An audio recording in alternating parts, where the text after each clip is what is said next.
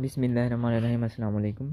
आज हमारा special pathology musculoskeletal pathology है। चैप्टर नंबर 18 है पैथोमा से। ठीक है, इस चैप्टर में से सवाल 3-4 ही हैं, वही बार बार आए हुए हैं और वो जो वो अक्सर हमने पहले किए भी होते हैं। ठीक है ना, तो बाकी सिर्फ मैं MCQs के लिए आपको पढ़ा मैं सारा रहा हूँ।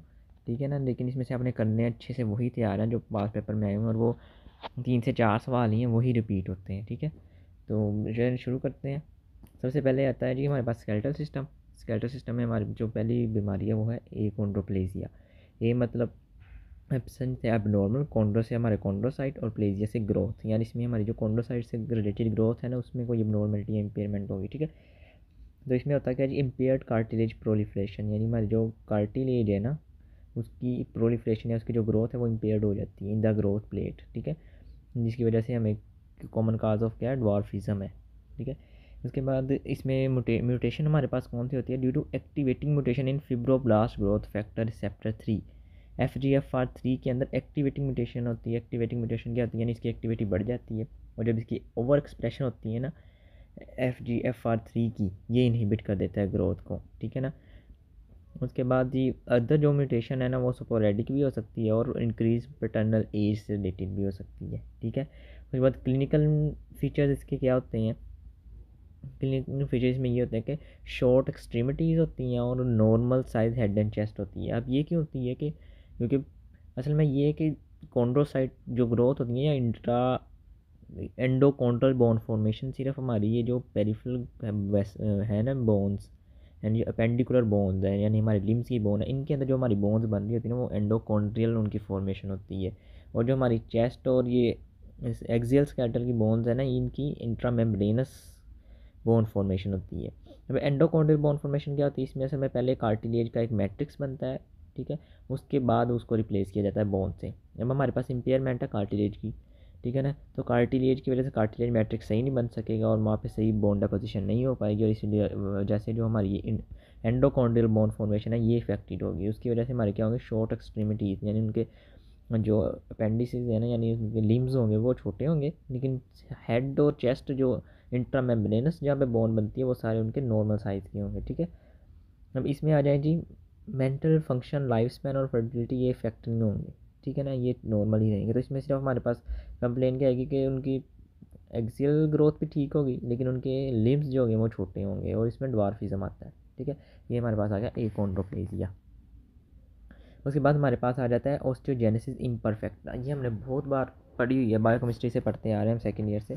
इसके अंदर क्या होता है जी, हम इसके अंदर हमारे कार्टिलेज कोलेजन टाइप 1 सिंथेसिस जो होती है ना उसका डिफेक्ट होता है। ठीक है ना, तो ये congenital defect of bone formation है resulting in structurally weak bone इसके अंदर होती है। ठीक है, तो इसमें म्यूटेशन सबसे कॉमन कौन सी है, ऑटोसोमल डोमिनेंट डिफेक्ट होता है कोलेजन टाइप 1 सिंथेसिस में। अब टाइप 1 जहाँ जहाँ पे हो रहा होगा वहाँ सारे नॉर्मेलिटी आएगी जहाँ जहाँ पे प्रेजेंट है। ठीक है, तो क्लिनिकल फीचर्स क्या है, एक तो मल्टीपल बोन फ्रैक्चर्स होंगी। ठीक है ना, जहाँ जहाँ पे कार्टिलेज से बोन बन रही थी वो सारी जल्दी फ्रैक्चर हो जाएंगी, वीक हो जाएंगी। तो इसमें कैन मिमिक था चाइल्ड अब्यूज़, यानी अगर हम सीड्स कह रहा हूँ मैं, चाइल्ड अब्यूज़ का जो हमने फोरेंसिक के अंदर भी पढ़ा था, यानी वो अगर बचपन में चाइल्ड को अब्यूज़ किया जाए तो उसकी मल्टीपल बोन फ्रैक्चर्स नज़र आती हैं। तो ये बच्चा जो होगा इसके अंदर भी आपको ऐसे ही ना मल्टीपल बोन फ्रैक्चर्स नज़र आएंगी। ठीक है, तो mimic child abuse but bruising is absent. तो इसको हम डिफ्रेंशिएट क्या करेंगे, चाइल्ड अब्यूज़ के अंदर ब्रूजिंग भी होती है लेकिन इसके अंदर ब्रूजिंग नहीं होगी। ठीक है, दूसरे नंबर पे यहाँ पे ब्लू स्क्लेरा भी होगा। तो स्क्लेरा के अंदर भी कोलेजन नहीं डेपोजिशन होती है ना, तो जब कोलेजन थिन होगा वहाँ पे तो उसके नीचे जो हमारे पास कॉन्ड्रियल क्रोइडल वेन्स है ना वो नज़र आना शुरू करेंगे, जिसकी वजह से स्क्लेरा का कलर ब्लू हो जाएगा। उसके अलावा हेयरिंग लॉस भी हो जाएगा, क्योंकि जो मिडल ईयर की बोन है वो उनके अंदर भी कोलेजन टाइप 1 होता है, तो वो भी जो होंगी ना इजीली फ्रैक्चर हो जाएंगे, जिससे हेयरिंग लॉस भी होगा। ठीक है, उसके बाद आ जाता है जी हमारे पास ऑस्टियोपेट्रोसिस। ऑस्टियोपेट्रोसिस जो है ना ये इनहेरिटेड डिफेक्ट ऑफ बोन रिजोर्प्शन है, यानी हमारे पास एक होती है बोन फॉर्मेशन जो ऑस्टियोब्लास्ट कर रहे होते हैं, और एक हमारे पास हमने पढ़ा था ऑस्टियो रिजोर्प्शन भी होती है, यानी जो ऑस्टियोक्लास्ट करते हैं। ठीक है ना, तो यहाँ पे क्या होगा कि ऑस्टियोक्लास्ट की जो एक्टिविटी है ना वो जो ऑस्टियोक्लास्ट का फंक्शन है वो अबनॉर्मल हो जाएगा। ठीक है, इसकी वजह से क्या होगा, अबनॉर्मली थिक एंड हैवी बोन्स बनेगी। हमने कहा था जब भी ऑस्टियोब्लास्ट बोन बनाते हैं वो बोन बनाना शुरू करते हैं तो वो उसकी जो फाइन मोल्डिंग एंड पे करनी होती है ना वो ऑस्टियोक्लास्ट ने करनी होती है, यानी जहाँ से ज़्यादा एक्स्ट्रा ग्रोथ हो गई है या जहाँ पे अंदर उसकी मिडलरी कैविटी बनानी है, सारा काम ऑस्टियोक्लास्ट का होता है। तो यहाँ पर जब ओस्टियोक्लास्ट का फंक्शन इम्पेयर हो जाएगा तो ओस्टियोब्लास्ट की एक्टिविटी ज़्यादा हो जाएगी और वो रैंडम हो जाएगी, जिसकी वजह से थिक और हैवी बोन बनेगी, लेकिन वो होगी वीक, ईजिली फ्रैक्चर हो जाएगी। ठीक है, और यहाँ पे मल्टीपल जेनेटिक वेरिएंट जो है ना यहाँ पे, इसकी जो असल में मसला कहाँ पे आता है, म्यूटेशन किस में होती है, कार्बोनिक एनहाइड्रेस टाइप 2 में म्यूटेशन होती है। अब यहाँ पे सोचेंगे कार्बोनिक एनहाइड्रेस का क्या लेना देना बोन फॉर्मेशन से। असल में कार्बोनिक एनहाइड्रेस का ये है कि बोन फॉर्मेशन और बोन रिसोर्प्शन, इन दोनों के अंदर एसिडिक और बेसिक एनवायरनमेंट का बहुत ज़्यादा रोल होता है। हमने पहले ही पढ़ा था कि अल्कलाइन फॉस्फेट हाई होता था, अगर आप हम पीछे जब हमने लास्ट चैप्टर किया था, ठीक है ना, कि जब भी बोन हमने वहाँ पे ले डाउन करवानी होती है तो हमें अल्कलाइन या एसिडिक एनवायरनमेंट में से, यानी जब हमने बोन वो बनानी होती है तो हमें अल्कलाइन एनवायरनमेंट चाहिए होता है, और अगर हमें बोन रिजॉर्व करवानी हो तो हमें एसिडिक एनवायरनमेंट चाहिए होता है वहाँ पे। यानी ओस्टियोक्लास्ट एसिडिक एनवायरनमेंट में आपके काम करते हैं, ओस्टियोब्लास्ट आपके अल्कलाइन एनवायरनमेंट में काम करते हैं। ठीक है, तो एल्कलाइन और एसिडिक एनवायरनमेंट को कंट्रोल कौन कर रहा है, हमारे पास कार्बोनिक एनहाइड्रेस कर रहा है। तो अगर कार्बोनिक एनहाइड्रेस टाइप 2 की आपके पास डेफिशिएंसी हो गई है ना, ये lead to loss of acidic micro environment required for bone resorption. ठीक है, टाइप 2 की म्यूटेशन हो, ये एसिडिक एनवायरनमेंट नहीं हो सका तो ओस्टियोक्लास्टिक एक्टिविटी आपकी ख़राब हो गई है। ठीक है, तो यहाँ पे क्लिनिकल फीचर्स क्या आएंगे, एक तो बोन फ्रैक्चर्स हैं। ठीक है, बोन फ्रैक्चर कीजिएगा। दूसरा anaemia, thrombocytopenia, leukopenia with extra medullary haematopoiesis. ठीक है ना, ये क्यों हो रहे हैं हमारे पास, ये इसलिए हो रहा है कि बोन की जो दरमियान में कैविटी में डलरी कैविटी बनाई थी वो भी ओस्टियोक्लास्ट ने बनाई थी। जो ओस्टियोक्लास्ट का फंक्शन अब नॉर्मल हो गया, जो दरमियान में डलरी कैविटी है बोन में, तो वो भी रिप्लेस हो जाएगा बोन से ही।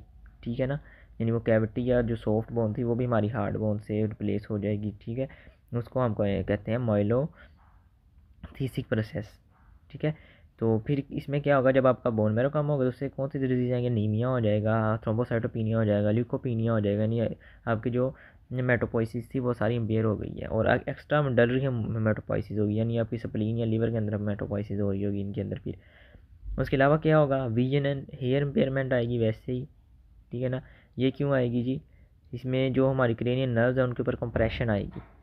ठीक है ना, पीछे हमारा होता है वो फ्रैक्चर होती है यहाँ पे, क्योंकि फ्रैक्चर से ज़्यादा ये है कि हेयरिंग और विजन इम्पेयरमेंट इसलिए है कि जो बोन थिकनिंग हो रही है ना, अगर क्रेनियल बोन भी थिक हो गई है, उसने कंप्रेस कर देना है सारे स्ट्रक्चर को, तो उससे क्रेनियल जो हमारी नर्व्स होंगी ना उनकी भी कंप्रेशन हो जाएगी, जिसकी वजह से हमारे पास विजन और हेयर इम्पेयरमेंट आएगी। उसके बाद हाइड्रोसेफलस होंगे ये, क्योंकि यहाँ पे फोरामेन मैग्नम जो होगा ना वो भी नैरो हो जाएगा। ठीक है, उसके बाद रेनल ट्यूबुलर एसिडोसिस भी हो जाएगा। कार्बोनिक एनहाइड्रेस की जब म्यूटेशन होगी तो आपके पास ना बाइकार्बोनेट बन रहा है जो रीअब्जॉर्ब हो, और ना ही आपके पास हाइड्रोजन की एक्सक्रीशन हो रही है, तो उससे क्या हो जाएगा, आपके पास रेनल ट्यूब्यूलर एसिडोसिस हो जाएगा, क्योंकि हाइड्रोजन रिटेन रही जा रहा है, हाइड्रोजन रिटेन होने की वजह से आपके पास रेनल ट्यूब्यूलर एसिडोसिस हो जाएगा।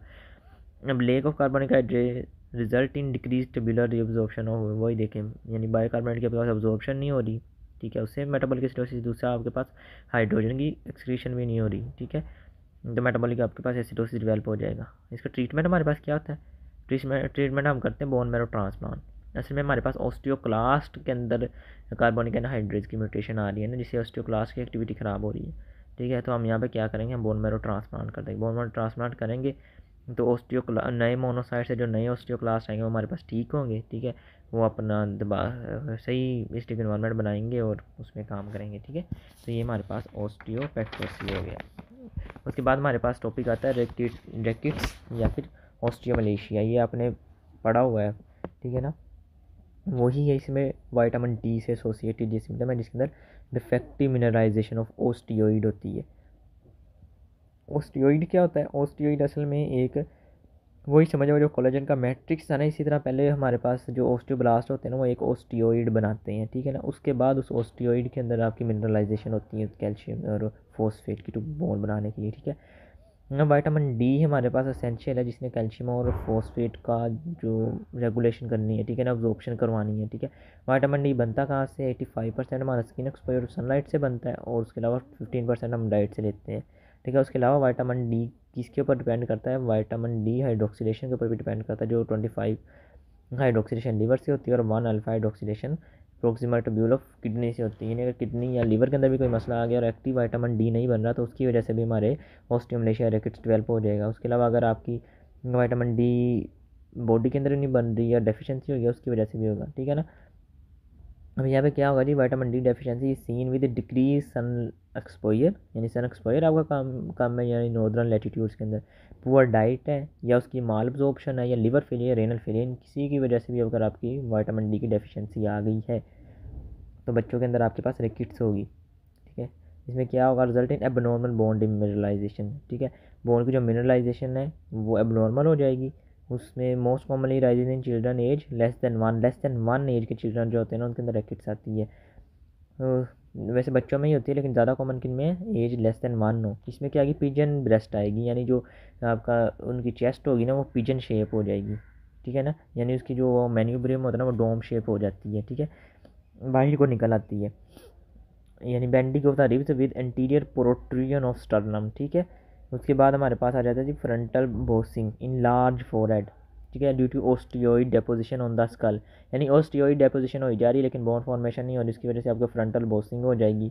आपके पास रेचिटिक क्रोजरी हो जाएगी due to osteoid deposition at the costochondral junction. ठीक है, उसके अलावा आपके पास बोइंग ऑफ लेग्स हो जाएगी। ठीक है, और बोइंग ऑफ लेग्स क्यों होगी, ये हमारे वेट बेरिंग जॉइंट है ना, तो जब वो वीक हो गई हैं तो वो बो हो जाएंगी दोनों, यानी बो यानी बेंड हो जाएंगी। ठीक है, उसके बाद अगर अडल्ट में हो गई है हमारे पास तो अडल्ट के अंदर अगर विटामिन डी की डेफिशिएंसी है उसको हम ऑस्टियोमलेशिया कहेंगे। ठीक है, इसके अंदर हमारे पास क्या होगा, इनएडिक्वेट मिनरलाइजेशन यहाँ पे होगी जिससे वीक बोन हो रही है। वीक बोन हो रही है तो उससे क्या होगा, रिस्क फॉर फ्रैक्चर हो जाएगा। ठीक है ना, और इसमें ये याद रखिएगा रिस्क और फ्रैक्चर ज़्यादा प्रोन वो वाली बोन्स होती हैं जो हमारे पास वेट बेरिंग बोन्स होंगी। ठीक है, उसके बाद लेबोरेटरी फाइंडिंग्स हमारे पास क्या होंगी, सीरम हमारे पास कैल्शियम लो होगा, सीरम फॉस्फेट लो होगा। लेकिन जब सीरम कैल्शियम लो होने की वजह से हमारे पास पैराथायरॉइड हार्मोन हाई हुआ होगा, आपका पैराथायरॉइड हार्मोन हाई होगा और सीरम एल्कलाइन फॉस्फेटेज भी हाई हुआ होगा। ठीक है ना, क्योंकि ऑस्टियोब्लास्ट की एक्टिविटी भी हाई हुई है, बोन बनाने की कोशिश कर रहे हैं लेकिन विटामिन डी और कैल्शियम नहीं है इसलिए बोन नहीं बन पा रही। ठीक है, इस तरह हमारा ऑस्टियोमलेशिया कवर होता है। उसके बाद हमारे पास आ जाता है जी ओस्टियोपोरोसिस। ओस्टियो मतलब बोन, पोरोसिस मतलब पोरस, यहाँ पे बोन पोरस हो जाती है। ये क्यों होती है, reduction in trabecular bone mass work, यहाँ पे आपका जो बोनी मैस या बोनी डेंसिटी है ना वो कम हो जाती है आपकी। ठीक है ना, ये असल में एक बात यहाँ पे मैं बताता है पथोमा वाले भी, वो कहते हैं कि बोन की डेंसिटी जो होती है ना वो 3 फैक्टर्स के ऊपर डिपेंड कर जाती है। एक आपकी जेनेटिक्स, यानी बॉडी के अंदर आपके विटामिन डी के रिसेप्टर वेरिएंट्स कौन से हैं या कितने हैं, दूसरा डाइट और तीसरा एक्सरसाइज। इन तीनों की वजह से आपकी बोन डेंसिटी डिटरमाइन होती है और ये मैक्सिमम पीक वैल्यू पे चली जाती है अप टू एज 30, यानी 30 एज तक आपकी मैक्सिमम जो डेंसिटी है, मैक्सिमम पीक बोन मैस होता है ना वो अचीव हो जाता है। ठीक है, उसके बाद जैसे जैसे आप एक आगे प्रोग्रेस करती है age per year less than 1% bone resorption start होना शुरू हो जाती है। ठीक है ना, लेकिन जिन लोगों के अंदर पुअर डाइट है या फिर डिक्रीज ये पुअर डाइट हो जाए, ठीक है, और ये एक्सरसाइज ना कर रहे हों, ठीक है, या फिर डिक्रीज एस्ट्रोजन फीमेल्स के अंदर हो जाए जो मेन्योपॉज में होती हैं, ठीक है, उनके अंदर जो बोन रिजोर्प्शन है ना ये 1 से ज़्यादा होना स्टार्ट हो जाती है। ठीक है, जिसकी वजह से हमारे पास फिर ऑस्टियोपोरोसिस का प्रोसेस आता है। ठीक है ना, ये रिडक्शन इन ट्रेबुकुलर मैस ट्रेबुकुलर बोन जो होती है ना हमारी, यानी बोनी ट्रेबुकुलर जो होती है उनका बोनी मैस जो है वो आपका कम हो रहा है। ठीक है ना, इसने कम होना ही होना है एज के साथ, लेकिन अगर आपकी ये 3 फैक्टर्स नहीं है, ठीक है ना, तो ये क्या होगा, बोन रिजॉर्प्शन आपकी 1 से ज़्यादा होना स्टार्ट हो जाएगी जिसकी वजह से आपकी बोन जल्दी पोरस और वीक हो जाएंगी। ठीक है ना, most common form of osteoporosis एक सिनाइल है यानी एज रिलेटेड है और दूसरी कौन सी है, मेन्यूपोजल है। अब हम करते हैं, ठीक है ना, सिनाइल क्या है जी, एज रिलेटेड होना ही होना है आपका। ठीक है ना,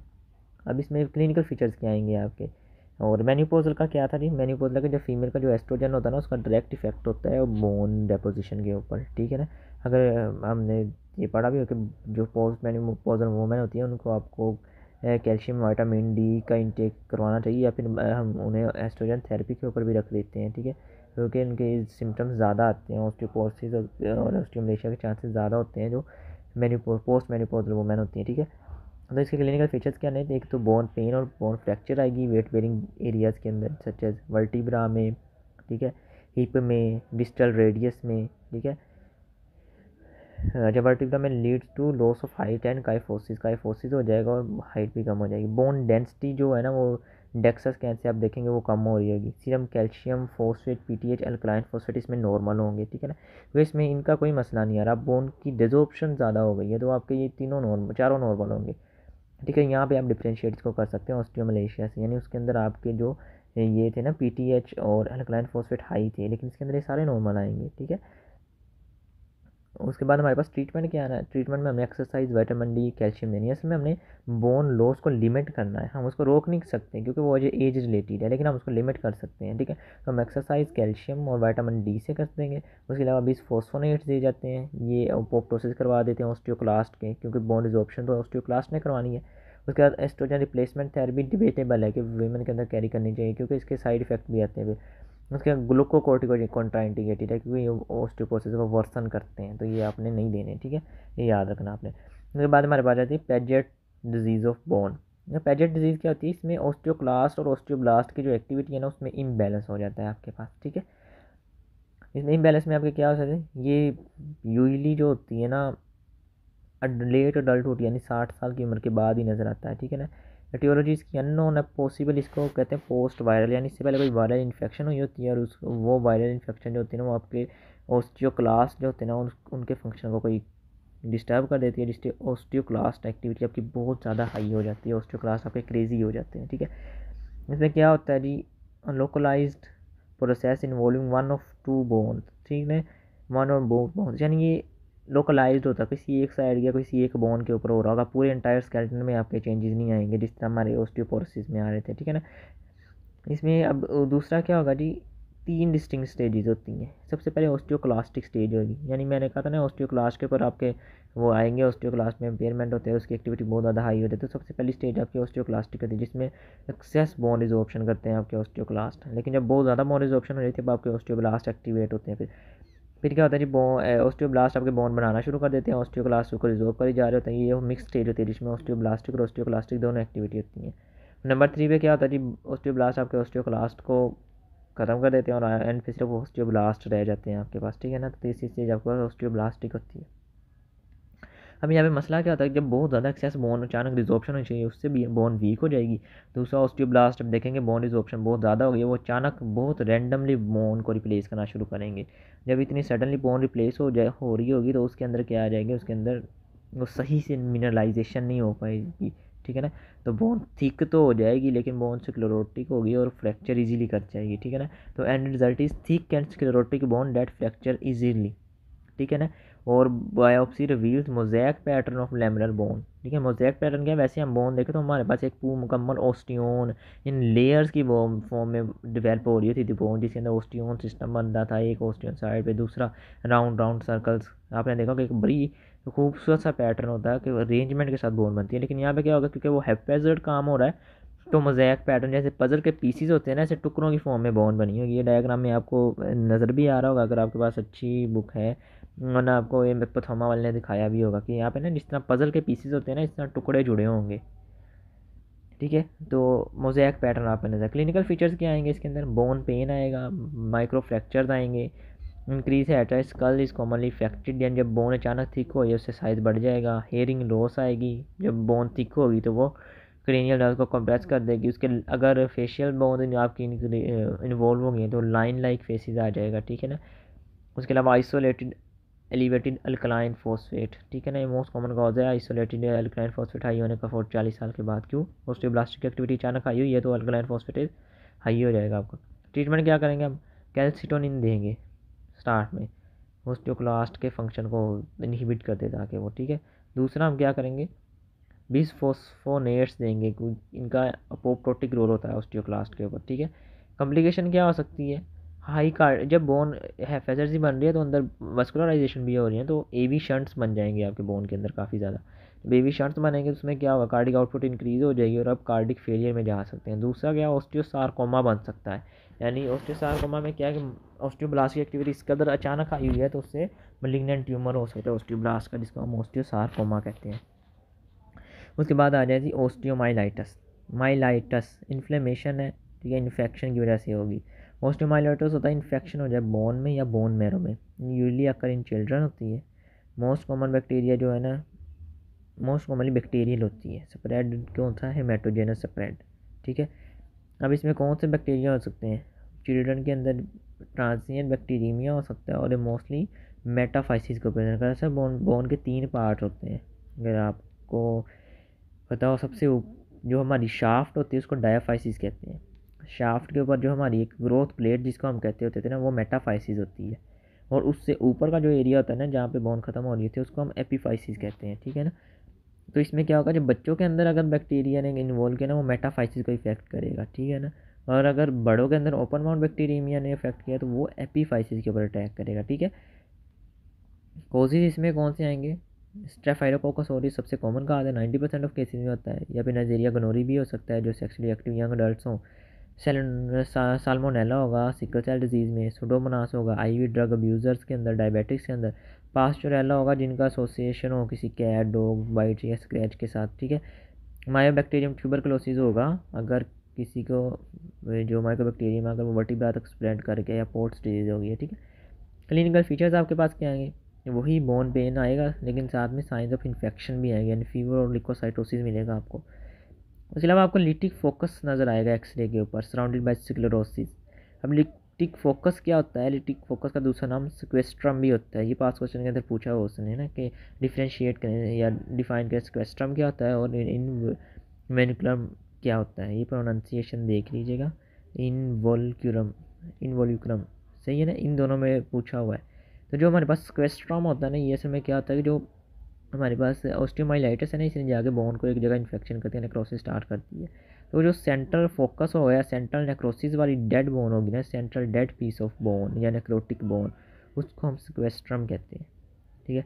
अब उसको सराउंड किया होगा साइडों पे हेल्दी बोन ने, यानी नेक्रोसिस हो रहा है और बोन फॉर्मेशन भी साथ ही स्टार्ट हो जाती है उसको रिप्लेस करने के लिए, उसको लिमिट करने के लिए, ठीक है ना।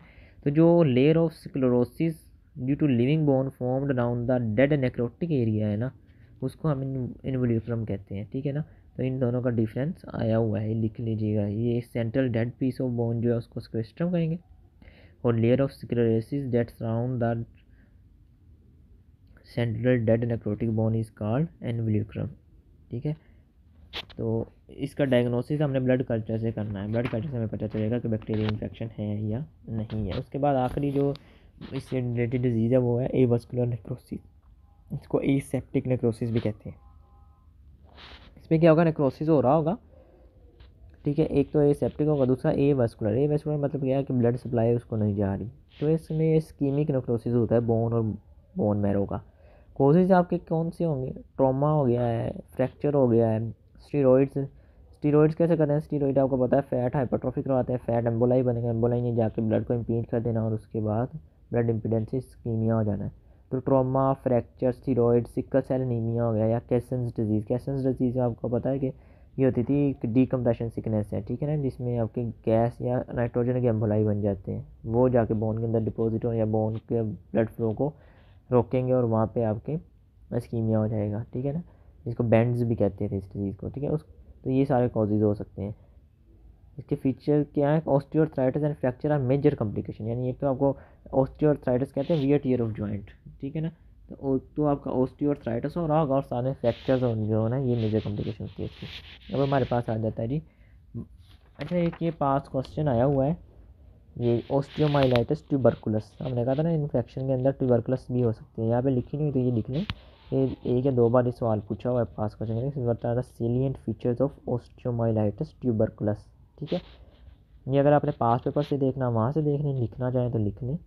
इसका पहला पॉइंट आपने लिखना है, due to haematogenous spread pulmonary tuberculosis spread to long bones and vertebra, ठीक है ना।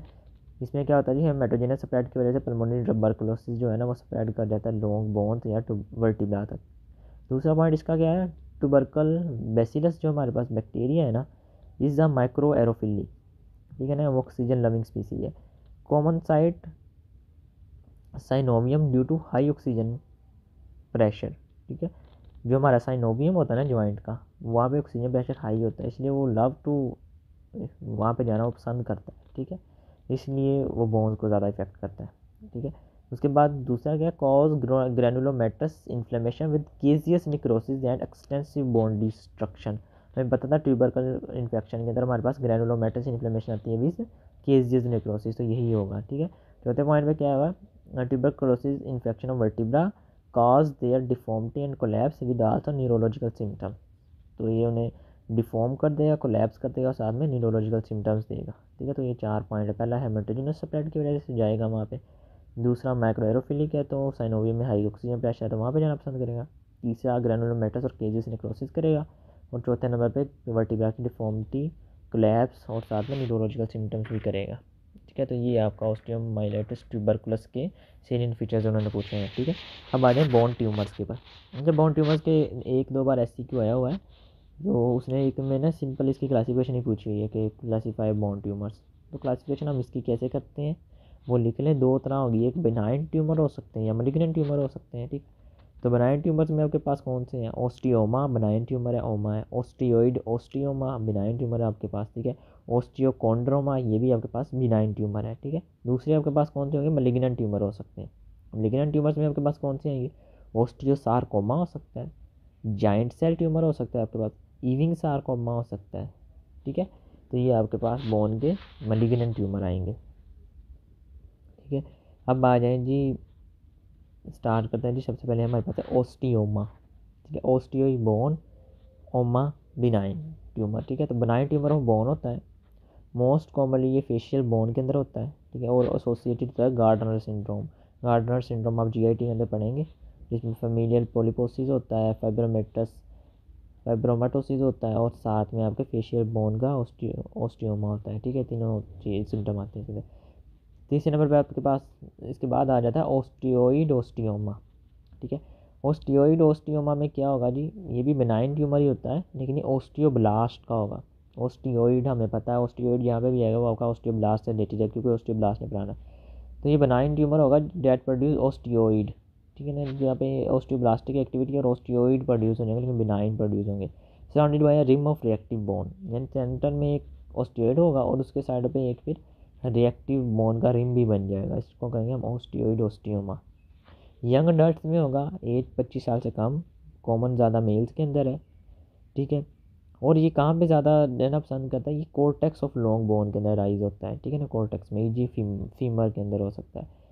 प्रेजेंट कैसे करेगा? बोन पेन होगा डेट रिजोल्व विद एस्प्रिन, ये आपने याद रखना है कि ओस्टियोइड ओस्टियोमा रिजोल्व विद एस्प्रिन, यानी इसका जो बोन पेन होगा ना उसको एस्प्रिन से आप ट्रीट कर सकते हैं। ठीक है, इमेजिंग के अंदर आपको क्या मिलेगा? वो बोनी मैस मिलेगा विद रेडियो लूसेंट कोर। जो आपका ओस्टियोइड है ना उसके अंदर डेपोजिशन तो हो ही नहीं हुई कोई, तो वो रेडियो लूसेंट होगा। और साइडों पे जो आपके बोनी मैस बना था ना, जो रिम बना था, वो आपको नजर आएगा। तो एक bony mass with that radiolucent core नजर आएगा आपको। ठीक है, अगर इसके अंदर ओस्टियोब्लास्टोमा भी हो सकता है। ठीक है ना, सिमिलर है ओस्टियोइड ओस्टियोमा से, लेकिन ये साइज में लार्जर होता है, एक पहला डिफरेंस। दूसरा डिफरेंस ये कि ये वर्टिब्रा के अंदर है, वो लॉन्ग बोन्स में रहा था, ये वर्टिब्रा के अंदर होगा। और तीसरा डिफरेंस ये कि जो इसका बोन पेन होगा ना ओस्टियोब्लास्टोमा का, वो एस्प्रिन से नहीं जाएगा। ठीक है ना, ये ओस्टियोब्लास्टोमा भी आप लिख सकते हैं क्लासिफिकेशन के अंदर बिनाइन ट्यूमर में। ठीक है, उसके बाद आ जाए ओस्टियोकॉन्ड्रोमा। ठीक है ना, ओस्टियोकॉन्ड्रोमा में क्या होगा जी? ओस्टियो से बोन है, कॉन्ड्रो से कार्टिलेज है, ओमा से बिनाइन है। यहाँ पे क्या होगा? Tumour of bone with N underlying cartilage cap, यानी अब बोन भी होगा, कार्टिलेज कैप भी होगा, और वो बिनाइन ट्यूमर एक बनेगा। Common most common benign tumour of bone है ये याद रखें MCQ तरीके। Most common benign tumour of bone कौन सा है? ओस्टियोकॉन्ड्रोमा है। ठीक है, राइज, अच्छा ये ना असल में जो मेटाफेसिस है ना हमारा, जो सेंट्रल ग्रोथ प्लेट थी, वहाँ से ना एक्स्ट्रा ग्रोथ होगी, थोड़ी सी बाहर की तरफ आ जाएगी वो। ठीक है, बाहर की तरफ आएगी और उसके ऊपर एक कैप सी बन जाएगी कार्टिलेज की। ठीक है ना, तो ये एक लेटरल ग्रोथ होती है, लेटरल प्रोजेक्शन होगी मेटाफेसिस की, जब बोन कंटिन्यूस होगी विद मैरो स्पेस। अच्छा, वो जो बोन होगी ना बिल्कुल एक बोन की तरफ पे बनेगी। अगर आप 18.3 देखें ना, ये लेटरल प्रोजेक्शन उन्होंने दिखाई है। ये देखें इसके अंदर रेड कलर का बोन मैरो भी है, ऊपर कार्टिलेजनस कैप भी है, और एक मुकम्मल बोन के तौर पे ना इसकी आउट यानी लेटरल ग्रोथ हुई है। ठीक है, तो ये हमारे पास ओस्टियोकॉन्ड्रोमा है। ठीक है, ओवरलाइंग जो कार्टिलेज है कैन ट्रांसफॉर्म टू कॉन्ड्रोसार्कोमा, यानी उसके अंदर भी अगर कोई म्यूटेशन हो गया तो वो मैलिग्नेंट ट्यूमर ऑफ कार्टिलेज भी बन सकता है। ठीक है, जो उसके कार्टिलेजनस हेड था, लेकिन ये रेयरली होता है। ठीक है, उसके बाद आ जाए ओस्टियोसार्कोमा। ये अब सार्कोमा आ गया, यानी मैलिग्नेंट ट्यूमर है। तो ये मैलिग्नेंट प्रोलिफरेशन ऑफ ओस्टियोब्लास्ट की वजह से होता है। ठीक है, ये बहुत इंपॉर्टेंट है, पास क्वेश्चन, ये पहला पास क्वेश्चन हमारा आ गया। ठीक है ना, जो आया हुआ है पास क्वेश्चन में बहुत बात। पीछे हमारा एक मैंने आपको क्लासिफिकेशन कही है, एक हमारा सेलिएंट फीचर्स थे ओस्टियोमाइलिटिस ट्यूबरकुलस के, एक हमारा स्क्वेस्ट्रम और इन्वोल्यूक्रम का डिफरेंस आया हुआ है। ठीक है, और अभी तक कोई पास क्वेश्चन नहीं आया था। अब ये है, ये कोई तकरीबन 6 से 7 बार पास क्वेश्चन के अंदर आया हुआ है। ठीक है ना, अच्छे से आपने याद रखना। ये इसका डायग्नोसिस आता है। डायग्नोसिस के लिए वो आपको क्या बताएगा, ये मैं आपको पॉइंट बता देता हूँ अभी, फिर उसके बाद मैं आपको बताता हूँ डायग्नोसिस में क्या पूछता है आपको। अच्छा, ये पीक इंसिडेंस इसका है टीनेजर्स के अंदर ये होता है, ठीक है। लेस कॉमनली अल्डर्स के अंदर नजर आता है। रिस्क फैक्टर इसके क्या होते हैं, फेमिलियर रेटिनोब्लास्टोमा, पेजेट्स डिजीज़ या रेडिएशन एक्सपोजर, ये इसके रिस्क फैक्टर्स हैं। कौन से, फेमिलियर रेटिनोब्लास्टोमा, पेजेट्स डिजीज़ या रेडिएशन एक्सपोजर हुआ है, ठीक है। राइज कहाँ पे करेगा, मेटाफाइसिस ऑफ लॉन्ग बोन्स के अंदर होगा। मेटाफाइसिस भी होगा, लॉन्ग बोन्स में होगा, जिसमें डिस्टल फीमर और प्रोक्सिमल टीबिया हो सकती है। प्रेजेंट क्या करेगा, पैथोलॉजिकल फ्रैक्चर्स होंगे, बोन पेन होगी, स्वेलिंग होगी, ठीक है। और इमेजिंग में अंदर आपको ना destructive mass with the sunburst appearance, असल में आपको ना, अब अगर इमेज देखेंगे ना तो साइड पे ना एक जो पेरिओस्टियम है वो आपकी ऐसे लिफ्ट हुई होगी, थोड़ी सी बाहर को निकली होगी, ठीक है। और एक ट्रायंगल सा बना रही होगी, जैसे ऐसे सन ब्रस्ट नहीं कर रहा तो ऐसे एक ब्रस्ट सा बाहर निकला होगा ट्रायंगुलर शेप में, और पेरिओस्टियम ऊपर को एलिवेट हुई होगी, ठीक है ना। इसको कोडमैन ट्रायंगल भी कहते हैं, इसको लिफ्टिंग ऑफ पेरिओस्टियम भी कहते हैं, ठीक है। और इसको सन ब्रस्ट भी कहते हैं, ठीक है। तो ये अच्छा, इसके क्वेश्चन किस तरह आता है, क्वेश्चन में वो आपको मेटाफाइसिस ऑफ लॉन्ग बोन का जिक्र कर देगा, और डिस्टल फीमर या प्रोक्सिमल टीबिया का जिक्र करेगा। वो लिफ्टिंग ऑफ पेरिओस्टियम या पेरिओस्टियम राइज का जिक्र लाजमी करता है, वो यहीं से आपने पिक कर लेना है। और कभी कभी वो कोडमैन ट्रायंगल का जिक्र भी करेगा, ठीक है। इसका सबसे डायग्नोस्टिक फीचर जो है ना वो ये आपने याद रखना, लिफ्टिंग ऑफ पेरिओस्टियम या रेज्ड पेरिओस्टियम, ट्रायंगुलर शेप, ठीक है ना। ये आपने जहाँ पे आ गया सीधा आपको ऑस्टियोसार्कोमा है, ठीक है। अच्छा, इसका क्वेश्चन रिस्क फैक्टर भी पूछे हुए हैं उसने, इसकी कॉमन साइट्स भी पूछी हुई हैं, जो कि मेटाफाइसिस ऑफ लॉन्ग बोन है, जिसमें डिस्टल फीमर प्रोक्सिमल टीबी है, ठीक है। इसकी उसने पैथोजेनेसिस पूछी हुई है, पैथोजेनेसिस पूछी हुई है, इसकी जेनेटिक म्यूटेशन पूछी हुई है इसने। जेनेटिक म्यूटेशन लिख लें, genetic mutation RB oncogene alteration होती है या P53 ओंकोजीन म्यूटेशन होती है। इन दोनों जीन की म्यूटेशन की वजह से आपके ऑस्टियोब्लास्ट के अंदर म्यूटेशन होगी, ऑस्टियोब्लास्ट की वजह से आप मलिग्नेंट हो जाएंगे, और उससे मलिग्नेंट प्रोलिफरेशन ऑफ ऑस्टियोब्लास्ट हो जाएगी, ठीक है ना। ये इसकी पैथोजेनेसिस है, ठीक है। तो ये होगा हमारा ऑस्टियोसार्कोमा। उसके बाद हमारे पास बायोप्सी में आप देखेंगे तो बायोप्सी के अंदर आपको पीलियोमॉर्फिक सेल्स नजर आएंगे, डेट प्रोड्यूस ऑस्टियोइड, ठीक है। एक बार डायग्नोसिस के अंदर उसने इन पीलियोमॉर्फिक सेल का जिक्र भी किया था, ठीक है। उसके बाद हमारे पास आ जाता है जाइंट सेल ट्यूमर, ठीक है। जाइंट सेल ट्यूमर हमारे पास क्या होता है। अच्छा, ऑस्टियोसार्कोमा का एक और सवाल आया, वो ना दो बार आया हुआ, ये उसने पूछा पैरामीटर कैटेगराइजेशन, आप इसको कैटेगराइज कैसे करेंगे ऑस्टियोसार्कोमा को। तो ये लिख लें, हम इसको कर सकते हैं on the basis of site, ठीक है, जिसमें ये मेडलरी हो सकता है या कोर्टिकुलर हो सकता है, ठीक है। या फिर हम इसको कर सकते हैं on the basis of differentiation of cells, जिसकी बेस पे ये सोलिटरी हो सकता है या मल्टी नोड्यूलर हो सकता है, ठीक है।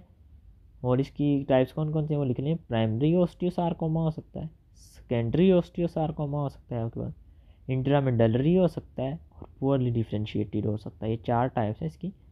क्लासीफाई हम किस बेसिस पे करते हैं, on the basis of site कर सकते हैं हम, या on the basis of differentiation कर सकते हैं हम। उसके बाद आता है जी जाइंट सेल ट्यूमर। इसमें क्या होगा, इसमें आपको मल्टी न्यूक्लिएटेड जाइंट सेल मिलेंगे ट्यूमर के अंदर, ठीक है।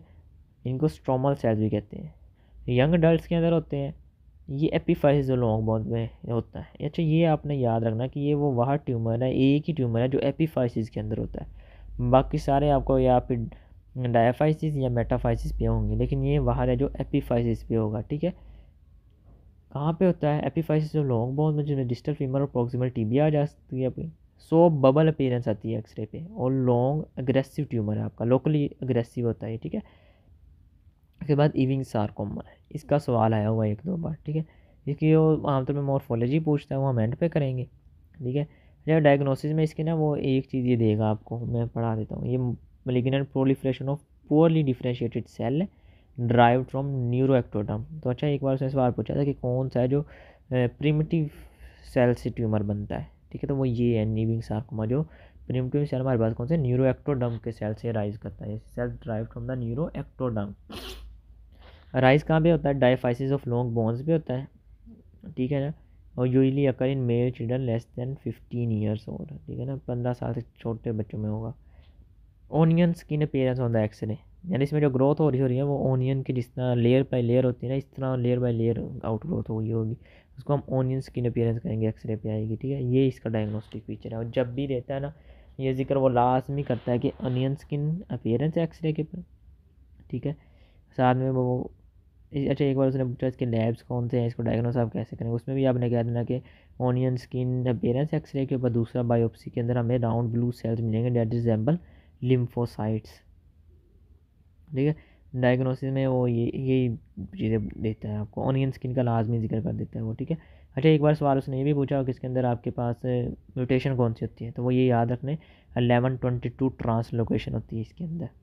ठीक है, अच्छा इसको कंफ्यूज विद लिम्फोमा या क्रोनिक ऑस्टियोमाइलाइटिस के साथ भी कंफ्यूज किया जा सकता है। ठीक है, क्योंकि इसके अंदर वही ब्लू सेल भी नज़र आ रहे हैं आपको और इसके अंदर कभी कभी फीवर भी हुआ होता है।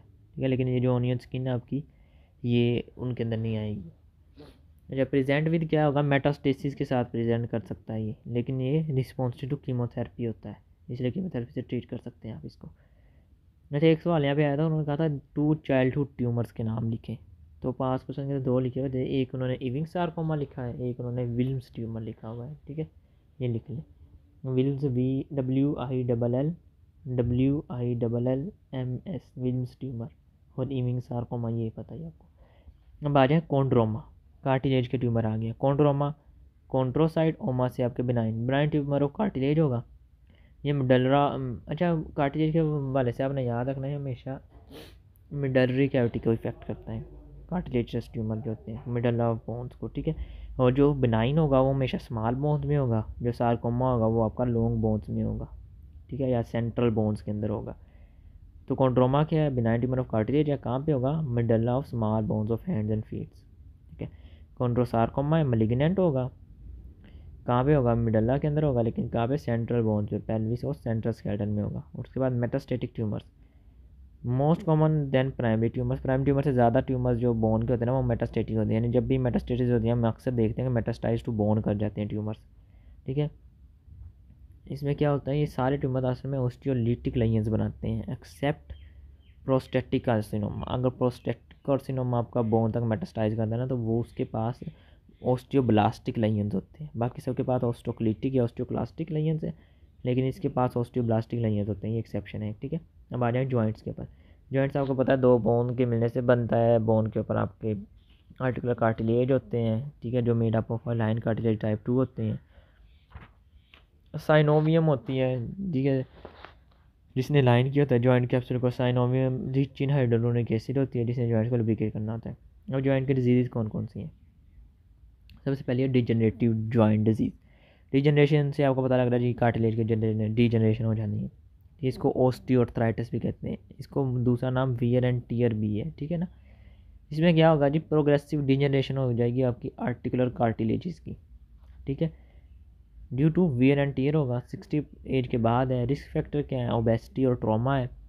ठीक है, ये लिमिटेड नंबर ऑफ जॉइंट्स को इफेक्ट करता है, कौन से, हिप जॉइंट है, लोअर लंबर स्पाइन है, नी है, डिस्टल इंटरफ्रेंजियल जॉइंट और proximal interphalangeal joints are common sites, इन पे इफेक्ट करता है ये बस। ठीक है, क्लासिकल प्रेजेंटेशन इसकी क्या होती है, जॉइंट स्टिफनेस होती है मॉर्निंग में, और during the day with the day जैसे जैसे डे प्रोग्रेस करता है वो वर्सन होती चली जाती है। ठीक है, यानी वियर टियर ज़्यादा होती चली जाएगी। उसके बाद क्या है, पैथोलॉजिकल फीचर इसके क्या करेंगे, डिसरप्शन ऑफ द कार्टिलेज हो जाएगी आर्टिकुलर सर्फेसिस में, जब उसकी होगी तो उसके जो फ्रेगमेंट्स टूटेंगे ना वो भी उसके अंदर ही जॉइंट स्पेस के अंदर फ्लोट कर रहे होंगे, इसको हम जॉइंट माइस कहते हैं। उसके बाद इबरनेशन ऑफ सब कॉर्नर बोन हो जाएगी। ठीक है, जब वो आपस में बोन की रबिंग होगी ना तो वहाँ पे इबरनेशन हो जाएगी आपकी, और ऑस्टियोफाइट फॉर्मेशन हो जाएगी, यानी रिएक्टिव बोनिंग आउट ग्रोथ भी बन जाएगी, यानी जब बोन आपस में रब हो रही है तो वो वहाँ पे उसको प्रिवेंट करने के लिए आउट ग्रोथ भी बनेगी। ठीक है ना, तो वो रिएक्टिव बोनी आउटग्रोथ बन जाएंगी। Classically rise in the distal interphalangeal joint जिसको हम हर्बल नोट्स कहते हैं, या फिर प्रोक्सिमल इंटरफ्रेंजियल जॉइंट्स में जिसको हम बुशर्ड्स नोट्स कहते हैं। ठीक है, उसके बाद हमारे बात आ जाता है रूमेटॉइड अर्थराइटिस, ये बहुत इंपॉर्टेंट है। ठीक है ना, दूसरा सवाल जो करने वाला वो आपका ये है। ठीक है ना, एक आपका दो पीछे गुजर गए हैं, एक ओस्टियो सार्कोमा, ठीक है, एक इविंग सार्कोमा, और एक ये आपका है रूमेटॉइड अर्थराइटिस। ठीक है, ये हमें पता है कि ऑटोम्यून डिजीज़ होती है, क्लासिकली ये womens of late child bearing age के अंदर होती है। ठीक है, इसका हेलमार्क क्या है जी, एसोसिएटेड विद HLA-DR4, इस सवाल आया हुआ है इसी की। ठीक है, उसने कहते हैं कौन से जेनेटिक वेरिएंट इसके अंदर इन्वॉल्व होता है, वो HLA-DR4 होता है। हेलमार्क क्या होता है जी, synovitis leading to formation of pannus यानी इन्फ्लेम्ड ग्रेनुलेशन। असल में ये क्या जी, ऑटो इम्यून डिजीज़ है, यानी एंटीबॉडीज़ बनती है आपके जॉइंट के साइनोवियम के ख़िलाफ़, ठीक है। जो आपका जॉइंट का साइनोवियम है ना, उसके ख़िलाफ़ आपकी एंटीबॉडीज़ बन जाएंगी, ठीक है। और जब वो उसको डिस्ट्रॉय करेंगे वहाँ पे आपके इन्फ्लेमेशन हो जाएगी, ठीक है, होगी ना, इन्फ्लेमेशन हो जाएगी और ग्रेनुलेशन हो जाएगी वहाँ पे, ठीक है। तो यहाँ पे क्या होगा, lead to destruction of cartilage की आपकी डिस्ट्रक्शन हो जाएगी और साथ में एनकाइलोसिस भी हो सकती है वहाँ पे आपकी, ठीक है। अच्छा, क्लिनिकल फीचर्स क्या होंगे, मॉर्निंग स्टिफनेस हो जाएगी, ठीक है, डेट इम्प्रूव्स विद एक्टिविटी, ये याद रखना। इस वहाँ पे पीछे हमारे पास मॉर्निंग स्टिफनेस है जो with the progression of day worsen हो रही थी, यहाँ पे मॉर्निंग स्टिफनेस होगी, लेकिन जैसे ही आप थोड़ी सी एक्टिविटी करेंगे वो इम्प्रूव कर जाएगी, ठीक है ना, यानी इन्फ्लेमेशन कम हो जाएगी और आपका जॉइंट मोबाइल हो जाएगा।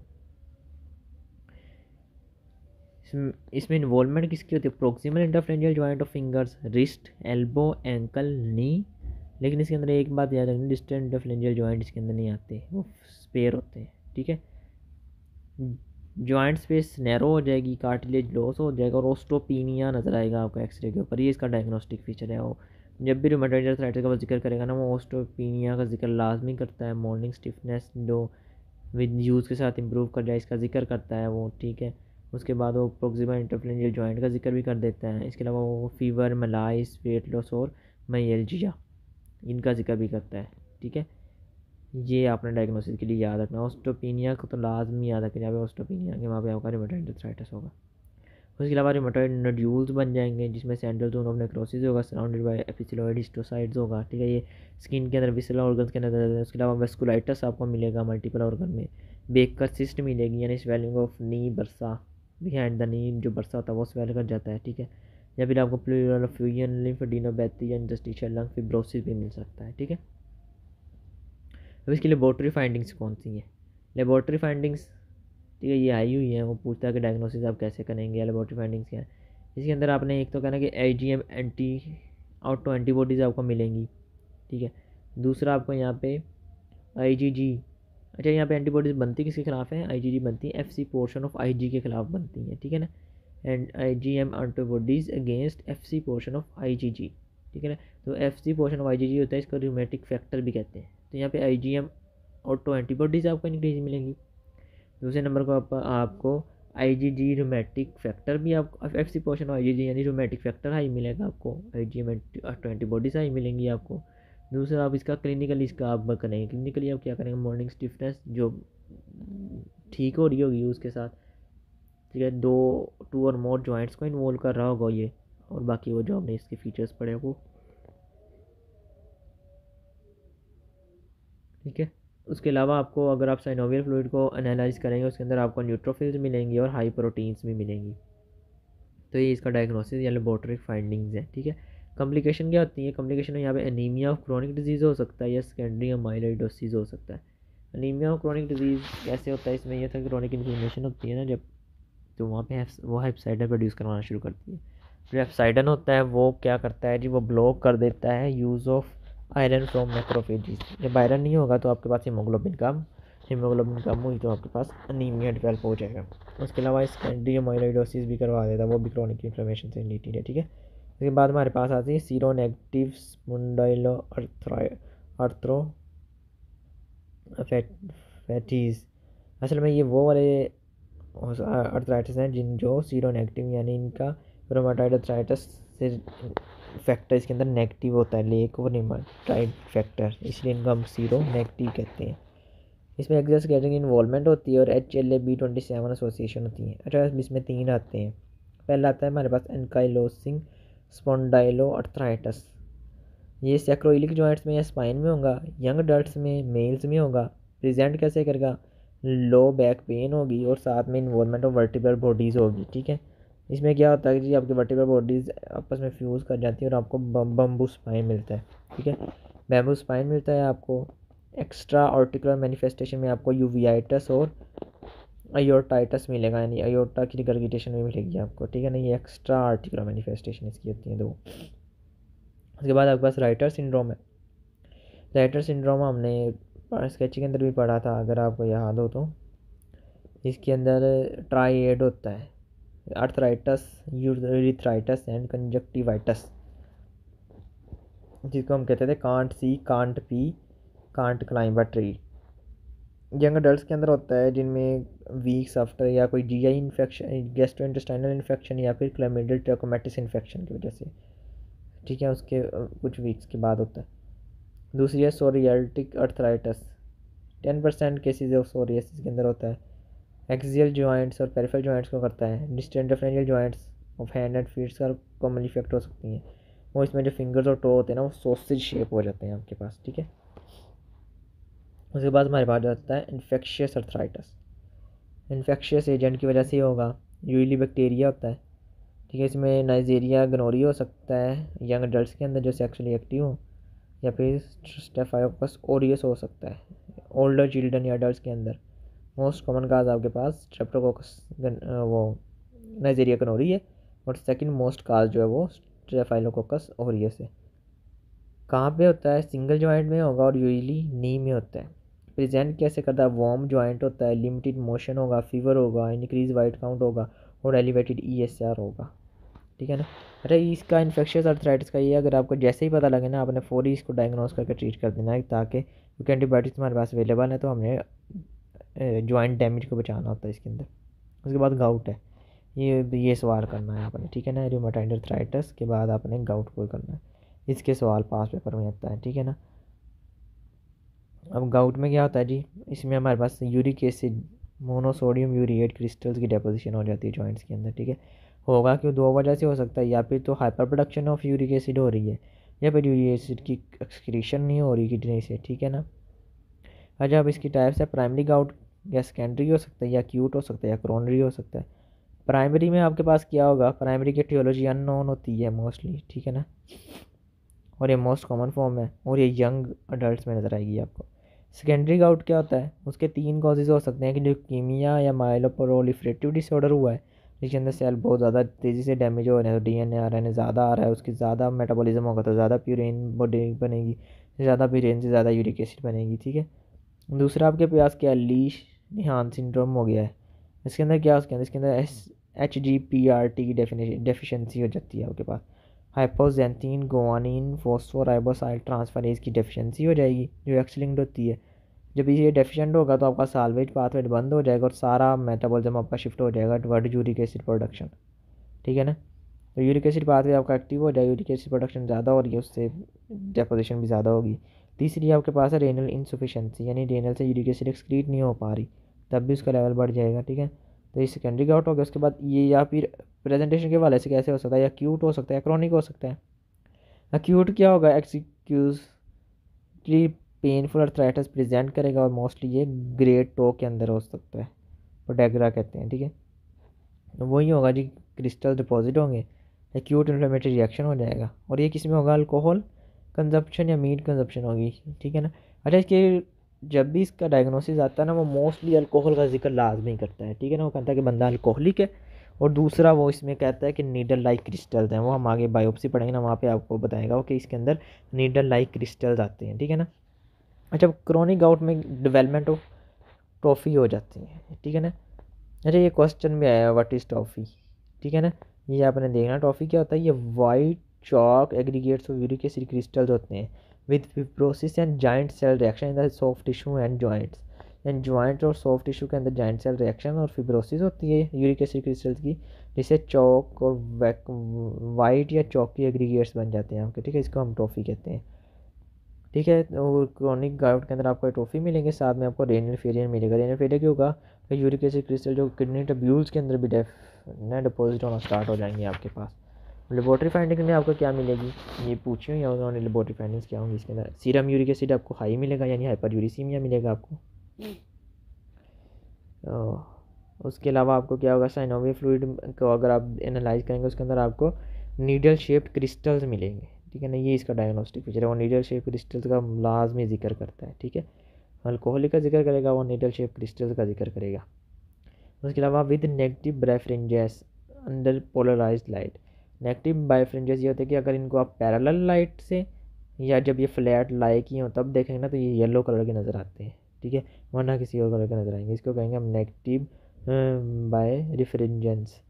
आज आगे सूडो गाउट होता है। सूडो गाउट क्या होता है कि क्लिनिकली ये गाउट से रिजेंबल करता है, लेकिन इसके अंदर ये गाउट नहीं होता। इसके अंदर जो डेपोजिशन होती है ना कैल्शियम पायराफॉस्फेट डिहाइड्रेट की होती है, ठीक है ना। तो ये डिफ्रेंशिएट कहाँ से होगा, एक तो ये वीकली पॉजिटिव होगा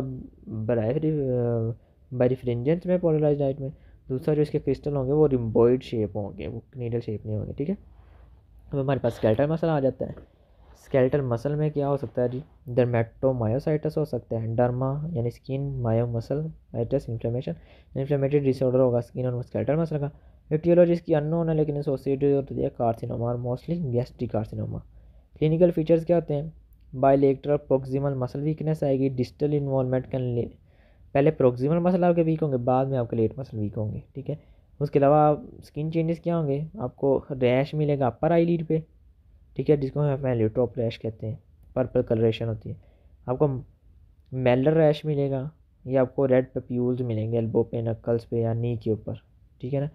ये स्किन चेंजेस होंगे। लेबोरेटरी फाइंडिंग्स आपको, क्योंकि मसल डिस्ट्रक्शन ज़्यादा हो रही है तो इंक्रीज क्रिएटिन काइनेज मिलेगा, पॉजिटिव एना मिलेगी आपको, या फिर एंटी जो 1 एंटीबॉडी मिलेंगी आपको। पेरीमीजियल इन्फ्लेमेशन होगी विद पेरीफेसिकुलर एट्रोफी बायोप्सी। अभी पेरीमीजियल क्या होती है, अगर आपने मसल फेसिकुला पढ़ा होना तो हमने देखा था कि मसल के अंदर सेंटर में मायोफिब्रिल्स होते हैं, उनको सराउंड किया होता है एक फाइब्रस टिश्यू ने, और काफ़ी ज़्यादा एक बंडल बन के उसके गिर्द भी पेरीमाइसियम होती है, ठीक है। तो इसमें इन्फ्लेमेशन जो होगी ना वो पेरीमाइसियम में होगी, यानी जो आउटर कवरिंग है ना एक मायो मस्कुलर फेसिक्यूल की पेरीमीजियम उसमें होगी, जो सेंटर में मायोफिब्रिल्स और एंडोमाइसियम है ना उसकी नहीं होगी इसके अंदर, ठीक है। तो पेरीमेसियल इन्फ्लेमेशन और उसकी पेरीवास्कुलर एट्रोफी आपको बायोप्सी में नजर आएगी। ट्रीटमेंट क्या है, कोर्टिकोस्टेरॉइड्स दे दें, वो इन्फ्लेमेशन को लिमिट कर देगी, ठीक है। पोलीमायोसाइटस, ये भी inflammation disorder of skeletal muscle है। ये रिजेंबल करता है डर्मेटोमायोसाइटस के अंदर, लेकिन इसके अंदर स्किन इन्वॉल्व नहीं होती, और इसके अंदर जो इन्फ्लेमेशन होगी वो एंडोमाइसियल की होगी, उसमें पेरीमाइसियल की होगी, इसमें एंडोमाइसियल की होगी, और CD8 टी सेल्स की वजह से होगी। इसमें नेक्रोटिक मसल फाइबर सीन नजर आएगा आपको बायोप्सी के अंदर, ठीक है। उसके बाद एक्स लिंक्ड मस्कुलर डिस्ट्रोफी है। ये क्या होता है, डिजेनरेटिव डिसऑर्डर है एक्सराइज में मसल वेस्टिंग। मस्कुलर डिस्ट्रोफी यानी मसल वेस्टिंग ही है। इसमें क्या होगा, मसल वेस्टिंग हो जाती है और स्केलेटल मसल जो होगा ना वो एडिपोज टिश्यू से रिप्लेस हो जाता है। इसमें डिस्ट्रोफिन जो प्रोटीन होती है ना उसमें म्यूटेशन होती है। या डिस्ट्रोफिन के बारे में याद रखिएगा, ये एक तो ये एंकर करती है स्केलेटल मसल को एक्स्ट्रा सेलुलर मैट्रिक्स के अंदर, दूसरा ये सबसे लार्जेस्ट जीन है ह्यूमन जीनों के अंदर, जिसकी वजह से ज़्यादा प्रीडिस्पोज होती है कि इसके अंदर कोई ना कोई म्यूटेशन हो जाए लार्ज साइज़ की वजह से, ठीक है। अब इसमें अगर तो डशन मस्कुलर डिस्ट्रोफी है ना उसके अंदर डिलीशन हो जाती है, डिस्ट्रोफिन डिलीशन म्यूटेशन आती है, ठीक है। इसमें प्रेजेंट कैसे करता है जी, प्रोक्सिमल मस्कुलर वीकनेस होती है, 1 ईयर ऑफ एज होती है, और ये बाद में इन्वॉल्व करता है डिस्टल मसल को। अब इसमें सूडो काफ हाइपरट्रॉफी होती है। ये कैसे होती है, 1 साल का बच्चा हमें पता है कि वो खड़ा हो रहा सीख रहा होता है, ठीक है ना, अपने पाँव पे खड़ा होना सीख रहा होता है। तो जब वो खड़ा होने की कोशिश करेगा उसके, क्योंकि प्रोक्सिमल मसल्स वीक है तो उसका सारा प्रेशर जाएगा काफ मसल्स के ऊपर, तो काफ मसल्स की हाइपरट्रॉफी हो जाएगी। लेकिन क्योंकि यहाँ पे डिस्ट्रोफिन की म्यूटेशन होगी तो जो हाइपरट्रॉफी होगी तो जो मैट्रिक्स बनेगा उसके अंदर मायोफिब्रिल डैमेज होंगे और उनको रिप्लेस कर देगा फैट से, तो वो सूडो हाइपरट्रॉफी होगी, वो असल में वहाँ पे फैट सारा डिपोजिट हो जाएगा। दूसरा सीरम केराटिन काइनेज आपको हाई मिलेगा। डेथ किसकी वजह से होगी, कार्डिको रिस्पिरेटरी फेलियर की वजह से होगी, जब आपके कार्डिक मसल मायोकार्डियम या फिर डायफ्राम इन्वॉल्व हो जाएगा। दूसरी है बेकर मस्कुलर डिस्ट्रोफी, इसमें मेयोटिक डिस्ट्रोफिन होती है और रिजल्ट इन माइल्डर डिजीज, इसमें माइल्डर डिजीज़ होती है, ठीक है। उसके बाद है मस्थीनिया ग्रेविस न्यूरोमस्कुलर जंक्शन डिजीज़ के अंदर, ये सवाल आया हुआ है 2-3 बार, ठीक है। और इसके पैथोजेनेसिस पूछता है। पैथोजेनेसिस क्या है जी, इसमें हमें पता जी पोस्ट साइनेप्टिक एसिटाइल कोलिन के जो रिसेप्टर हैं उनके खिलाफ एंटीबॉडीज़ बन जानी है, एंटीबॉडीज़ ने उनको डिस्ट्रॉय कर देना है, एसिटाइल कोलिन के साथ आगे अटैच नहीं कर पाएगी, ठीक है। और इस तरह आहिस्ता आहिस्ता हमारे पास जी मसल वीकनेस होती है। तो इसमें होगा muscle weakness that's worsen with the use, जैसे जैसे आप यूज़ करते जाएंगे एसिटाइल कोलिन का लेवल कम होता जाएगा और ये वर्सन हो जाएगा विद द यूज़। रेस्ट के साथ इंप्रूव करेगी, क्योंकि रेस्ट करेंगे तो एसिटाइल कोलिन बन जाएगी नहीं और वो फिर थोड़ा सा काम कर लेगी, ठीक है। क्लासिकल इन्वॉल्व किसको करता है, आई को करेगा, जिससे टोसिस हो जाएगी या डिप्लोपिया हो जाएगी। Symptom improve with acetylcholine stage, अगर आप एसिटाइलकोलिन एस्टेज एजेंट देंगे ना उससे एसिटाइलकोलिन जो एक बार रिलीज हुई वो वहीं पे रहेगी, उसका इफेक्ट देर तक रहेगा, जिसकी वजह से मसल कुछ जो सिम्टम है वो इंप्रूव कर जाएंगे आपके। एसोसिएटेड किसके साथ होती है, थायमिक हाइपरप्लेजिया थायमोमा के साथ होती है। ठीक है, अगर आपको थायमिक हाइपरप्लेजिया थायमोमा मिल गया ना, आपने फौरी फिर थाइमेक्टोमी कर देनी, यानी आपने थाइमस को रिमूव कर देना, जिससे आपके सिम्टम्स इंप्रूव कर जाएंगे कुछ। ठीक है, उसके बाद आता है लिम्बर्ट-डेटसन सिंड्रोम। लिम्बर्ट-डेटसन सिंड्रोम में आपकी जो एंटीबॉडीज़ है ना, वो against pre synaptic calcium channels की खराब बनेंगे। हमें पता है जैसे कैल्शियम एक्शन पोटेंशियल आता था, पहले से कैल्शियम आती थी, कैल्शियम प्री साइनेप्टिक मेम्ब्रेन में एंटर होती है, वहाँ से वो रिलीज़ करवाती है एस्टाइलकोलिन, फिर एस्टाइलकोलिन जाता है पोस्ट साइनेप्टिक एस्टाइलकोलिन रिसेप्टर के पास। तो अगर हमारे कैल्शियम चैनल ही ख़राब हो गए तो क्या होगा जी, जितना मर्जी एक्शन पोटेंशियल आ जाए हमारे पास कंट्रैक्शन होगी ही नहीं। और ऐसी ज़्यादा पैरानियोप्लास्टिक सिंड्रोम के तौर पर एक्ट कर सकता है, जिसमें most commonly due to small cell carcinoma. Small cell carcinoma of lung है ना, जो पैरानियोप्लास्टिक सिंड्रोम उसकी वजह से हो सकती है। ठीक है, दूसरा क्या इसमें होगा, इसमें एस्टाइलकोलिन की रिलीज़ जो वो इम्पेयर्ड हो जाएगी, क्योंकि फायरिंग ही नहीं हो पा रही, कैल्शियम ही नहीं आ रहा। क्लिनिकल फीचर्स क्या होंगे, प्रोक्सिमल मसल वीकनेस आएगी, यहाँ पे इम्प्रूव विद द यूज़ होगी। क्यों, जितनी बार वो यूज़ करने की कोशिश करेगा उतना ज़्यादा एक्शन पोटेंशियल आएगा, जितना ज़्यादा एक्शन पोटेंशियल आएगा तो कुछ ना कुछ कैल्शियम आ ही जाएगा जो उसको स्टिमुलेट कर देगा और एस्टाइलकोलिन की रिलीज़ हो जाएगी। तो ये इम्प्रूव होगी with the use.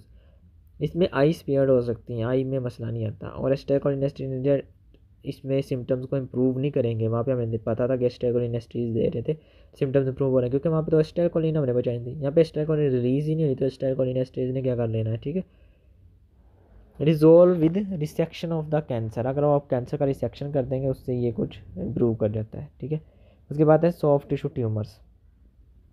Soft tissue यानी fat, lipoma benign tumour of adipose tissue, common benign, ये most common benign soft tissue है एडल्ट के अंदर।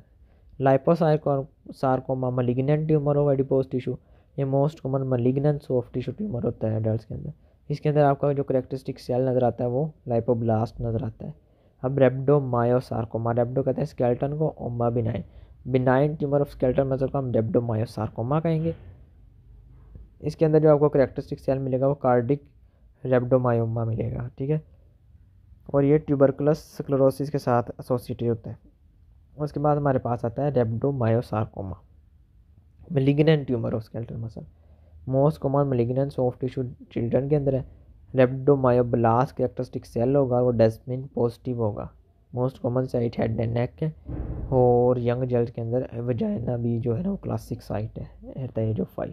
ठीक है, अच्छा भाई यहाँ पे एक ऐसी क्यों आया, उसके अंदर उसने पूछा था कि इसकी ना 3 हिस्टोलॉजिकल सब टाइप्स बना दें रेप्डोमायोसार्कोमा की, तो वो आपने लिख लें। एक होती है एम्ब्रियोनल रेप्डोमायोसार्कोमा, एक एल्वियोलर रेप्डोमायोसार्कोमा, एम्ब्रियोनल एम्ब्रियो एल्वियोलर, और तीसरी है पीलियोमॉर्फिक रेप्डोमायोसार्कोमा। ठीक है, ये 3 इसकी टाइप्स हैं। अच्छा एक सवाल और आया हुआ था, वो लिख लें। उसने ना, ये वैसे 3rd ईयर का सवाल है लेकिन पूछा हुआ है, प्रोसेस ऑफ फ्रैक्चर रिपेयर पूछा हुआ है, तो इसके 4 स्टेप लिख लें।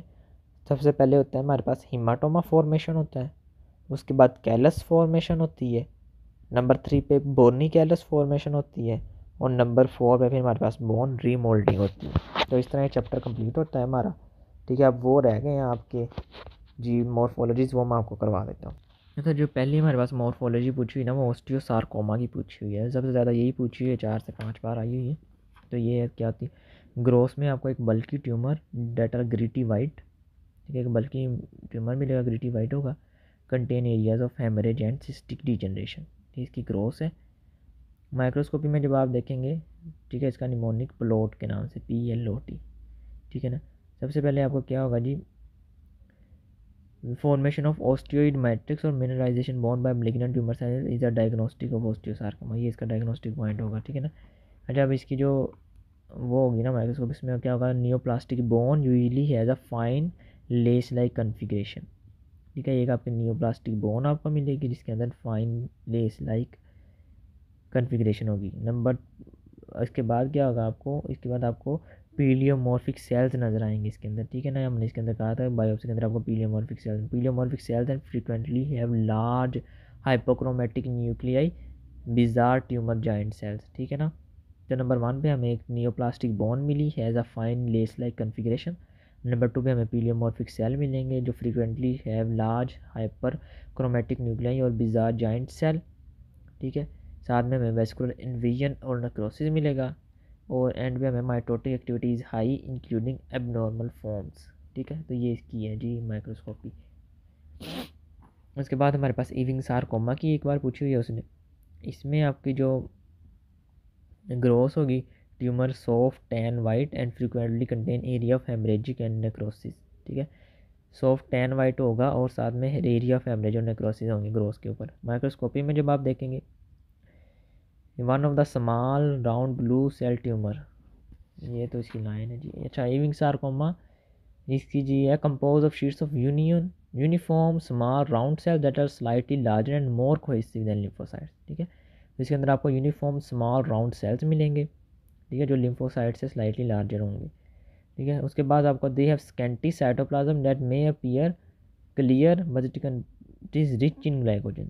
ठीक है, जो आपको यूनिफॉर्म स्मॉल राउंड सेल मिले थे उनका स्कैंट साइटोप्लाज्म होगा और साथ रिच इन ग्लाइकोजन होंगे वो। उसके बाद आपको क्या मिलेंगे, होमर राइट रोजेट मिलेंगे आपको, होमर राइट रोजेट। ठीक है, हमने पढ़ा भी था, रेचिड रोजेटी पढ़ी थी। ठीक है, मे बी प्रेजेंट, ये क्या होती है, round grouping of cells with the central fibrillary core. ठीक है ना, होमर राइट रोजेटी क्या होगी, राउंड ग्रुपिंग ऑफ सेल्स है with the central fibrillary core, may be present indicate a greater degree of neuroectodermal differentiation.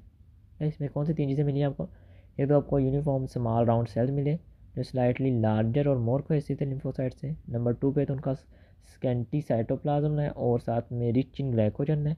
और number 3 पे आपको Homer Wright Rossetti मिले जो ग्रुपिंग ऑफ सेल है विद सेंट्रल फिब्रिलरी कोर है।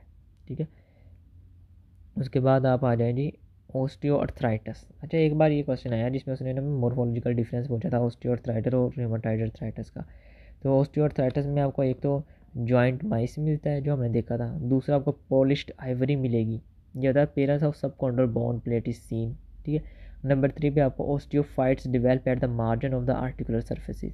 ठीक है, data capped by fibrocartilage hide करें, तो इसमें एक आपको जॉइंट माइस नजर आएगा, एक पॉलिश्ड आइवरी मिलेगी आपको, तीसरा ऑस्टियोफाइट्स मिलेंगे। ठीक है, जबकि रूमेटॉइड अर्थराइटिस जो है ना, इसके अंदर आपको साइनोवियल सेल हाइपरप्लेजिया प्रोलिफरेशन मिलेगी, dense inflammatory filtrates of CD4 plus helper cells मिलेंगे आपको, बी सेल्स मिलेंगे, प्लाज्मा सेल्स मिलेंगे, डेंड्रिटिक सेल्स मिलेंगे। ठीक है, नंबर 3 पे आपको इंक्रीज वेस्कुलरिटी मिलेगी रिजल्टिंग फ्रॉम एंजियोजेनेसिस। नंबर 4 में आपको neutrophils and aggregation of organising fibrin मिलेगी। नंबर 5 पे आपको ऑस्टियोक्लास्टिक एक्टिविटी का पर्टिकुलर इरोजन। ठीक है, नंबर 6 पे आपको पेनस मिलेगा। पेनस क्या होता है, ये इडमेटस साइनोवियम इन्फ्लेमेटरी सेल्स और ग्रैनुलर टिश्यू और फाइब्रोब्लास्ट होंगे। ठीक है, कौन सी चीज़ें थी, साइनोवियल हाइपरप्लेजिया मिला आपको, इन्फ्लेमेटरी इन्फिल्ट्रेट्स में CD4 helper cell, B cell, plasma cells मिले, इंक्रीज वस्कुलरिटी मिली आपको, neutrophils and aggregation of organising fibrin मिली आपको। उसके बाद पेनस आपको नजर आया। ठीक है, उसके बाद आ जाए गाउट। गाउट की 2 बार पूछी उन्होंने, गाउट में क्या है, इसके जो ग्रोथ आपको नज़र आएगा जी, ग्रोथ तो नहीं, इसके अंदर यही बताया जी, urate crystal are frequently found in the cytoplasm of the neutrophils. ठीक है ना, नंबर 2 पे होगा साइनोवियस एडिमेटर्स और कंजेस्टेड नजर आएगा इसके अंदर, also contain scattered lymphocytes and plasma cells. Chronic tophaceous arthritis मिलेगा आपको इसके अंदर। ठीक है, उसके अलावा आपको इसके अंदर crystal encrust the articular surface and form visible chalky deposits मिलेंगे इसके अंदर आपको। टॉफ़ी मिलेगा आपको इसमें, टॉफ़ी क्या था हमारे पास, आर्टिकुलर कार्टिलेज या लिगामेंट टेंडन्स के अंदर था, aggregation of urate crystal surrounded by intense foreign body giant cell reaction है। ठीक है, तो ये आपको यहाँ पे मिलेंगे, टॉफ़ी मिलेंगे, क्रोनिक टूबेशियस नेफ्राइटिस मिलेगा, साइनोवियम एडिमेटस मिलेगा आपको, और यूरिएट क्रिस्टल्स न्यूट्रोफिल्स के साइटोप्लाज्म के अंदर आपको मिलेंगे। ये आपकी गाउट की है। ठीक है, तो इस तरह ये चैप्टर हमारा कंक्लूड होता है। तो दुआ में याद रखिएगा। अल्लाह ने कहना।